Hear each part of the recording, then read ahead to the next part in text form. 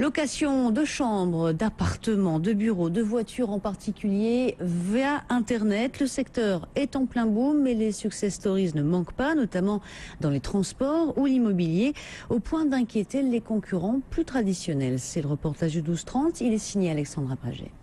Le Chaudron, dans le 10e arrondissement de Paris, l'exemple type du partage de bureaux. Cyril Vincet, qui dirige une start-up, a volontairement choisi de louer 200 mètres carrés de bureaux dont il partage les 2 tiers avec d'autres start-up. Et pour lui, le but de cette colocation professionnelle ne semble pas économique à la base. Quoique. Prendre une surface trop grande pour nous et de pouvoir, après ça, au fur et à mesure du temps, pouvoir grignoter cette surface, ça faisait clairement partie de l'objectif. Donc l'objectif n'est pas de gagner de l'argent, parce que globalement, en fait, on en perd peut-être un petit peu à très court terme en sous-louant des bureaux qui sont trop gros pour nous. On ne se fait pas de l'argent sur les autres startups.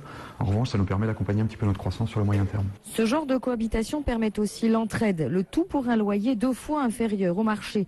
Compte tenu des prix pratiqués à Paris, on saisit bien l'intérêt de la démarche. C'est en tout cas ce qu'a compris la société bureauapartager.com. Clément Alteresco, son dirigeant, veut en faire une véritable place de marché pour la colocation d'entreprise. Notre objectif, c'est évidemment de développer et d'industrialiser un marché qui est en naissance. On est gratuit pour les espaces qui sont à moins de 2 500 € de valeur locative mensuelle.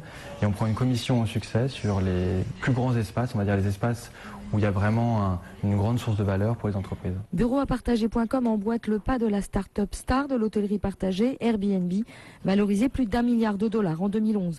Mais selon Christophe Benavent, professeur en sciences de gestion à l'université Paris-Ouest, ce succès ne devrait pas tarder à être encadré. Ce sont les solutions qui donnent un certain nombre d'économies de moyens. Maintenant, il va y avoir une négociation avec l'ensemble de la société pour en établir des règles. Lorsque quelqu'un loue son appartement ou sa maison, c'est un revenu, il faut qu'il paye des impôts sur ce revenu.